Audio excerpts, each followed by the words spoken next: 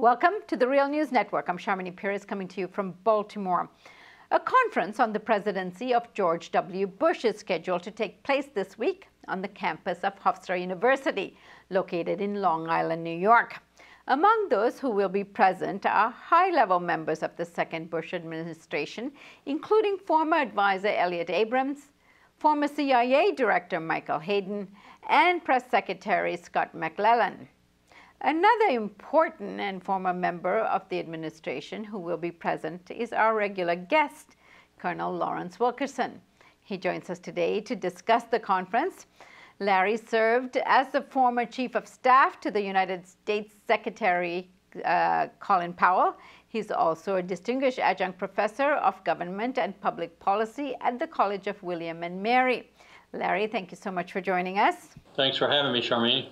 Larry, this conference at Hofstra University is set to take place as a critical look at the George W. Bush era.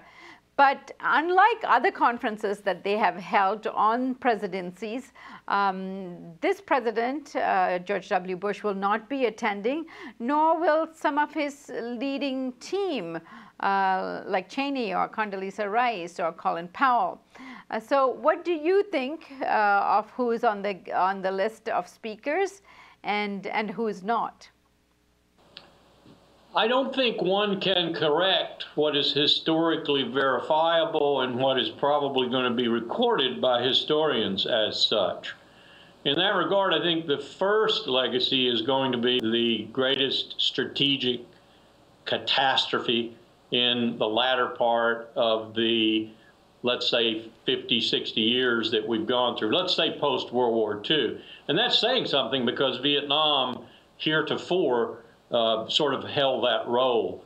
Iraq will surpass Vietnam, I think, in terms of blood and treasure expended to no purpose, really, and in terms of truly crass manipulation of intelligence, manipulation of the American people, and so forth. Even the legislature is easily manipulated as that body is today.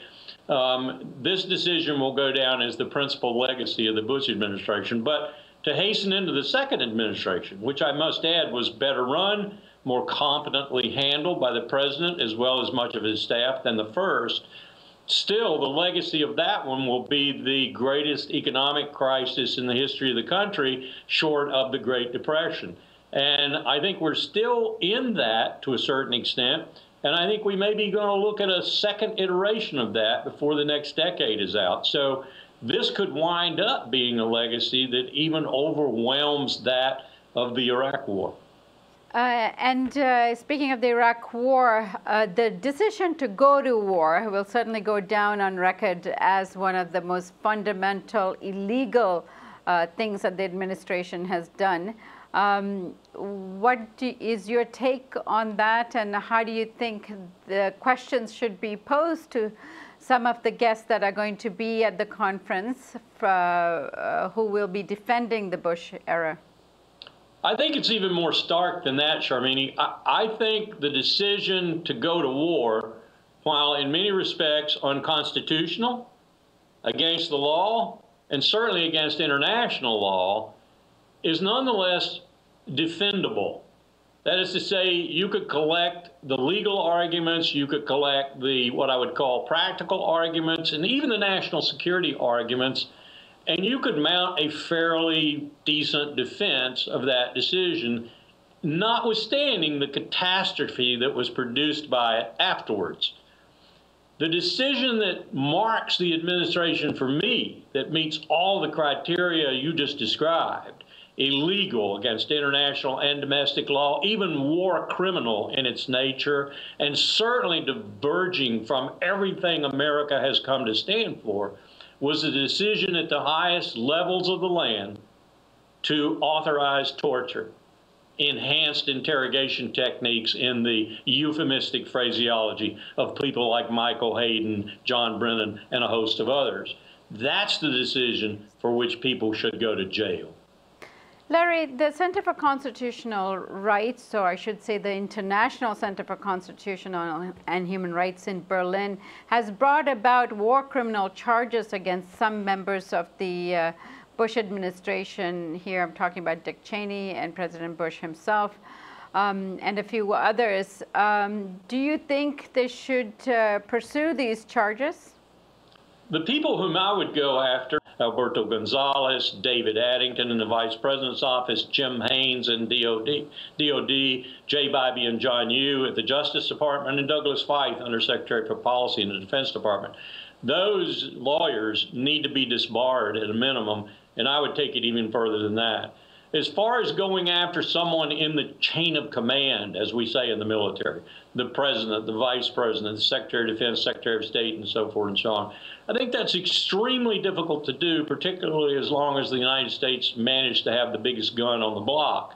I'm not saying that it shouldn't happen. I'm not saying that someday it might happen with consequence. But I'm not sure that it's politically possible to do that. And sometimes when one goes off on the politically impossible road, one doesn't achieve what one expects to achieve. And in fact, what one achieves might be more negative than it is positive. In this regard, I think if a case could be brought in the International Criminal Court simply based on the fact that there are crimes committed, recognizable crimes inside the United States and against the international community, torture being the foremost one, and according to the dictates of the ICC, aren't being handled adequately by the law and the legal process in the country under question, then the ICC has jurisdiction. I think that could be the case, and in that case, I think we could get these lawyers first and foremost. Larry, thank you so much for joining us today. Thanks for having me, Charmaine. And thank you for joining us on the Real News Network.